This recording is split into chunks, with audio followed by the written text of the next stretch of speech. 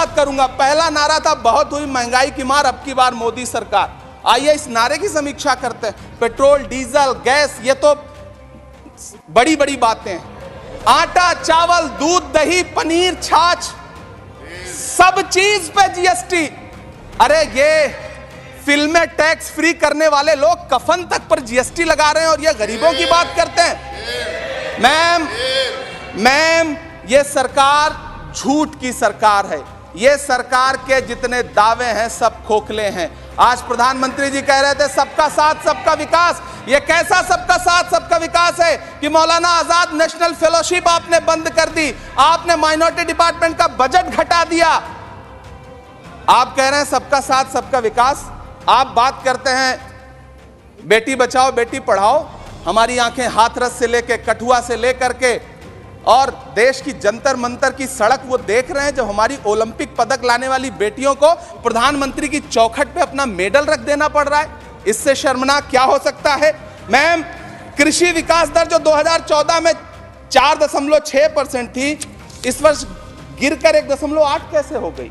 क्यों हर दिन 31 किसान आत्महत्या करने को मजबूर हैं? ये सरकार उन पर क्यों बात नहीं करती? कीमत तो बहुत बढ़ गई शहरों में धान की, लेकिन विदा ना हो सकी बेटी किसान की। मौका मिला तो लोगों ने कुर्सी के वास्ते तस्वीर ही बिगाड़ दी हिंदुस्तान की, और आज बड़ी बड़ी बातें कर रहे हैं। मैं यहां पर आपसे खड़ा होकर के मैं अंत में इतना कहना चाह रहा हूं कि वित्त मंत्री जी ने बजट में ट्रेनों के डिब्बे को वंदे भारत कोच में बदलने का एक प्रस्ताव रखा अपने भाषण में। ठीक है, ये सुनने में कानों को बहुत अच्छा लगता है, लेकिन मैम, ये सरकार ट्रेनों की सुरक्षा के बुनियादी मुद्दों पर एक शब्द नहीं बोलना चाहती। बालासोर हादसे में घायल हुए लोगों की चिता की राख अभी तक ठंडी नहीं हुई है। वंदे भारत के वीडियो पोस्ट करने वाली ये सरकार कभी भारत की जनरल डिब्बों की, रेलवे के स्लीपर क्लास डिब्बों की वीडियो अगर पोस्ट करे ट्विटर पे तब समझ में आए। बिहार से, इलाहाबाद से, लखनऊ से दिल्ली आने वाली, मुंबई जाने वाली ट्रेनें देख लीजिए, उनकी हालत देख लीजिए, तो आपको लगेगा कि ये वही ट्रेनें हैं। आज स्थिति ये है कि रेलवे स्टेशन तो छोड़िए, रनवे पर खाना खिला रही हैं आपकी प्राइवेट एयरलाइंस। अभी आपने जुर्माना लगाया है, नोटिस दिया है एक एयरलाइंस को। यह स्थिति आपने करके रख दी है ट्रेनों की, एयरलाइंस की। ऐसे में मैम, कागजों पर तो आप कितना भी वंदे भारत और बुलेट ट्रेन सर पर दौड़ा लीजिए, लेकिन असल में भारत की ट्रेनों की डिब्बों की सवारियों की हालत देखने लायक है। अगर सरकार खुली आंखों से उसे देखना चाहे तो देखे और उनकी स्थिति सुधारे।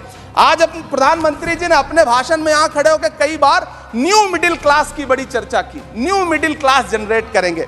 लेकिन मैं तो यहां खड़ा होकर के सरकार से कहना चाहता हूं कि न्यू मिडिल क्लास का जुमला अपने पास रखिए। यह बताइए कि जो पुराना मिडिल क्लास है उसके साथ आप कैसा व्यवहार कर रहे हैं। आज उसकी स्थिति क्या है? आप अमीरों के कर्जे माफ कर रहे हैं, उद्योगपतियों के कर्जे माफ कर रहे हैं, और यहां स्थिति यह हो गई है कि जो मिडिल क्लास, उसकी जो रोजमर्रा की जरूरत की चीजें हैं उस तक पर आपने जीएसटी लगा रखी है। आप फिल्में टैक्स फ्री करते हैं, लेकिन स्टूडेंट्स के प्रतियोगी परीक्षाओं के फॉर्म की फीस नहीं माफ कर सकते। आपको बाकी जगहों पर टैक्स लेना है, हर जगह टैक्स लेना है। मिडिल क्लास से आपका कोई रिश्ता नहीं। मिडिल क्लास तो आपसे कह रहा है कि मोहब्बत, भाईचारे के दीवाने दिन ही लौटा दो, वो सस्ती दाल सब्जी के सुहाने दिन ही लौटा दो। ये अच्छे दिन तो अंबानी अडानी को मुबारक हो, हमें ऐसा करो साहब पुराने दिन ही लौटा दो। वो पुराने दिन जो बहुत अच्छे थे, वो पुराने दिन जहां लोग एक दूसरे से मिलजुल करके रहते थे। मैम, इलाहाबाद, दिल्ली, कोटा जैसे शहरों में छोटे छोटे कमरों में अभावों के साथ पढ़ाई कर रहे युवा किताबों के साथ गल चुके हैं। उनके हिस्से अधेड़ अवस्था तो आई है, लेकिन नौकरी और रोजगार नहीं आया।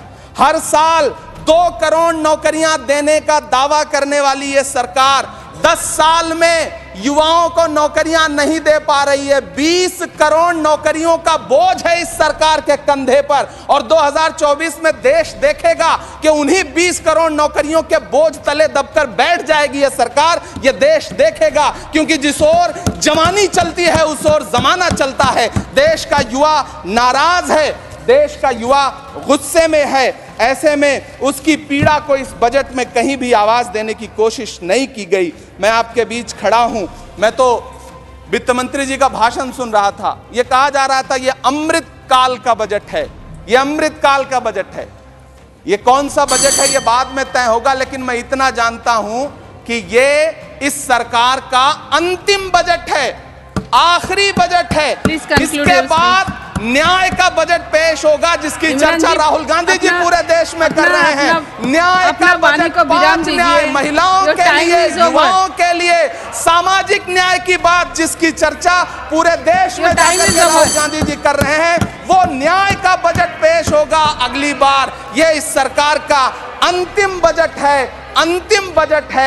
मैम, रोजगार, महंगाई, किसान, मनरेगा, पेट्रोल डीजल के दाम, गैस सिलेंडर के दाम, फसलों की एमएसपी की गारंटी, इन सब जन सरोकार की बातों से इस बजट का कोई लेना देना नहीं। हम झील में पानी बरसता है हमारे देश में, खेत पानी को तरसता है हमारे देश में, जिंदगी का हाल खस्ता है हमारे देश में, दूध महंगा खून सस्ता है हमारे देश में।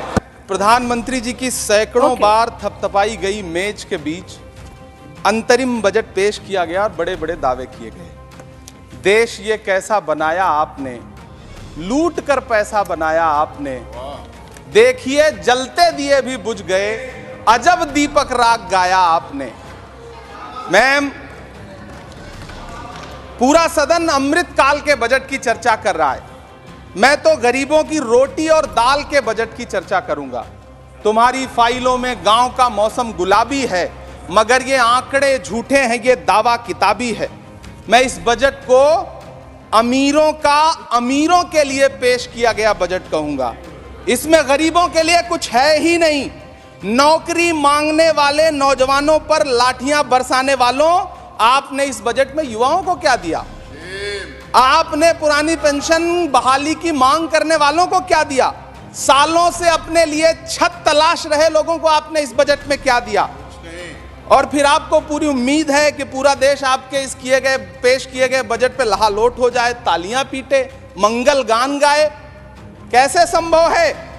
मैं सदन में खड़ा होकर के इस बजट पे चर्चा करते हुए कहना चाहता हूं कि इस बजट में फुटपाथ पर रहने वाले, छप्परों में रहने वाले, झुग्गियों में रहने वालों के लिए क्या है, उनके लिए क्या है? जो प्रधानमंत्री के किए गए वायदों की बाट जोह रहे हैं।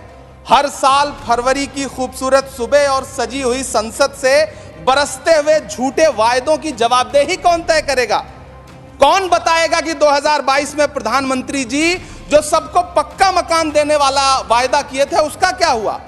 लोगों के सरों पर छत देने वाले प्रधानमंत्री जी के जुमलों से अलग उन्हें यह क्यों नहीं दिखता कि राज्यों में बैठे हुए उनके नुमाइंदे लोगों के सरों की छतें उजाड़ रहे हैं? उत्तर प्रदेश हो, असम हो, जम्मू कश्मीर हो, मध्य प्रदेश हो, भाजपा शासित राज्यों के बुलडोजर न सिर्फ लोगों के घरों को उजाड़ रहे हैं बल्कि कुचल रहे हैं लोकतंत्र को, संविधान को, अदालतों के मेयार को। मैम, मैं आंकड़ों की बाजीगरी से अलग हट करके इस बजट पर एक बात कहना चाहता हूं। आंकड़े तो ऐसे हैं इस बजट के, ये कह रहे हैं 4 करोड़, वित्त मंत्री जी 3 करोड़ कहती हैं, प्रधानमंत्री जी 4 करोड़ कहते हैं। पहले तो आप इस झूठ में ही आपस में ही सलट लीजिए कि 4 करोड़ सही है या 3 करोड़ सही है। मैं आंकड़े तो ऐसे हैं इस बजट के मैम कि जो सुने वो बस पथराई आंखें लेकर किंग कर्तव्य विमूढ़ हो जाए। लेकिन झील में पानी बरसता है हमारे देश में, झील में पानी बरसता है हमारे देश में, खेत पानी को तरसता है हमारे देश में, जिंदगी का हाल खस्ता है हमारे देश में, दूध महंगा खून सस्ता है हमारे देश में। मैम, रोजगार, महंगाई, किसान, मनरेगा, पेट्रोल डीजल के दाम, गैस सिलेंडर के दाम, फसलों की एमएसपी की गारंटी, इन सब जन सरोकार की बातों से इस बजट का कोई लेना देना नहीं। हमारे ट्रेजरी बेंच के साथी हंगामा कर रहे हैं। मैं तो कहना चाहता हूं मैम, वो एक बार इनके एक नेता एक गांव में गए और उन्होंने गांव में कहा कि गांव वालों आओ, मैं तुम्हारी समस्याएं समाप्त करना चाहता हूं। गांव वाले इकट्ठा हो गए। नेताजी ने गांव वालों से कहा बताओ तुम्हारी 2 समस्याएं बताओ, मैं दोनों समस्याओं का यहीं पे समाधान करूंगा। तो गांव वालों ने कहा साहब, हमारी पहली समस्या है कि हमारे यहाँ कोई हॉस्पिटल नहीं है। तो नेताजी ने मोबाइल निकाला, कहीं फोन मिलाया और मिला के फोन पे पता नहीं क्या कुछ कहा कि यहाँ गांव में हॉस्पिटल नहीं है, हॉस्पिटल तुरंत, यहाँ हॉस्पिटल चाहिए। गांव वाले खुश हो गए कि 1 मिनट में यहाँ हॉस्पिटल आ रहा है।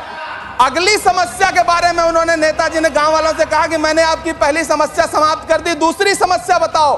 तो गांव वालों ने कहा साहब इस गांव में कोई भी मोबाइल का नेटवर्क ही नहीं है। ये है इनके काम करने का तरीका, ये है झूठ बोलने का तरीका। हर खबर पाइए सीधा अपने मोबाइल पर।